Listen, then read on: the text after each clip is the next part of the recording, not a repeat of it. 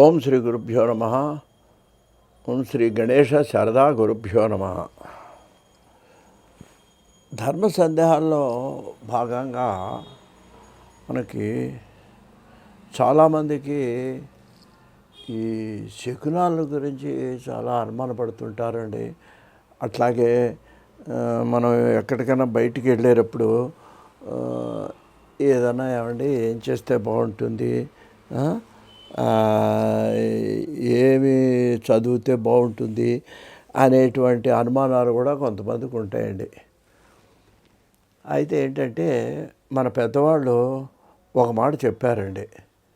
ఏం చెప్పారంటేనండి, నేను కూడా అది పాటిస్తూ ఉంటానండి. మనం బయటికి వెళ్ళేటప్పుడు కనుక అది చాలామందికి అనుమానం అనమాట.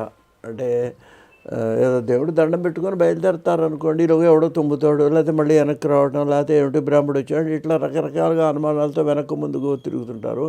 కానీ ఇప్పుడు నేను చెప్పిన ఇది కనుక చేసేటైతే మీరు ఇంకే నిస్సంకోచంగా హాయిగా మీ ప్రయాణం హాయిగా సాఫీగా సాగుతుంది. తర్వాతనేమో మీకు వెళ్ళిన చోట విజయవంతం కూడా అవుతుందండి. ఇదండి చాలా ముఖ్యమైన విషయం. ఇది అనేక మంది పెద్దలు ఆచరించారు, నేను కూడా ఆచరిస్తుంటాను కాబట్టి ఆ విషయాన్ని మీతో పంచుకోవాలనిపించి ఈ విషయం చెప్తున్నాను.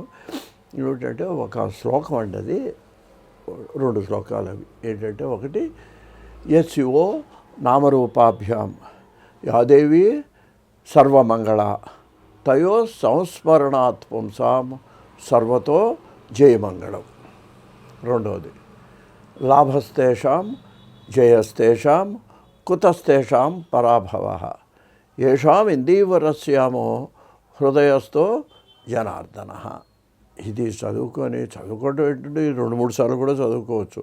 ఇది మనసులో ధ్యానం చేసుకుంటూ మీరు వెళ్ళినట్లయితే ఇక మీకు ఈ శకునాల గురించో లేకపోతే వెనకాల ఎవరు వచ్చారో అసలు ఈ చింత మీకు అక్కర్లేదండి.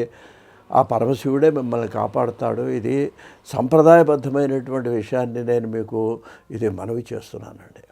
ఏంటి దీనికి అర్థం? శివుడు అంటే ఆయన పేరు. నామరూపాభ్యాం, పేరు చేత రూపం చేత కూడా. ఈ శివుడు అంటే అర్థం ఏంటంటే మంగళకరుడు. మంగళం అంటే సుఖం, శుభం కలిగించడం. శివ నామరూపాభ్యాం, ఆయన నామం పేరు చేత రూపం చేత కూడా మంగళకరుడు పరమేశ్వరుడు.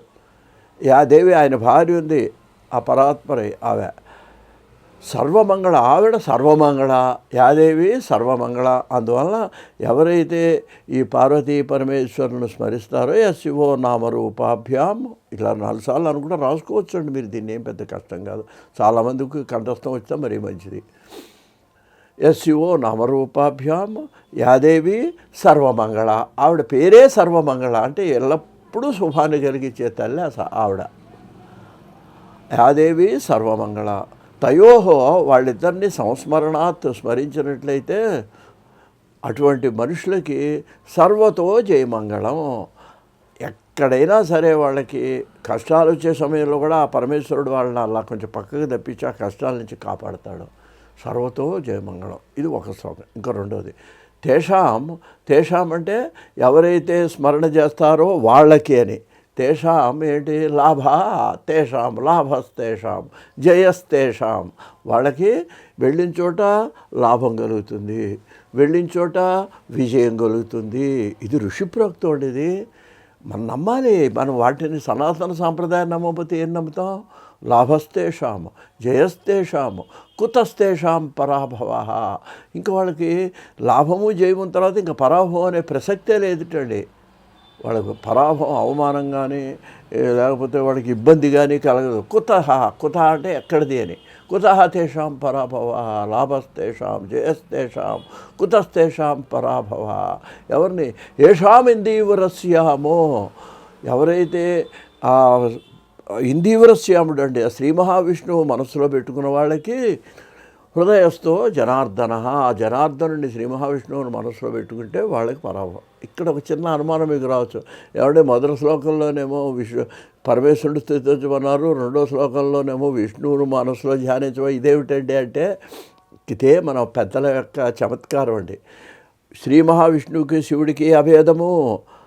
యథార్థన ఆయనే శివుడు, ఆయనే విష్ణువు. అందువల్ల ఆ పరమేశ్వరుని శ్రీ మహావిష్ణువును మనసులో ధ్యానించుకుంటూ, లేదా నీకు ఏ ఇష్టం, శివుడు ఇష్టమైతే శివుడు, పరమేశ్వరుడు ఇష్టమైతే పరమేశ్వరుడు, అలా ధ్యానించి కనుక నువ్వు ప్రయాణానికి కానీ బయలుదేరినట్లయితే బయటికి అందుకేనండి ఏదో చదవనన్నది ఒకసారి శ్లోకం చదివేయటం కాదండి.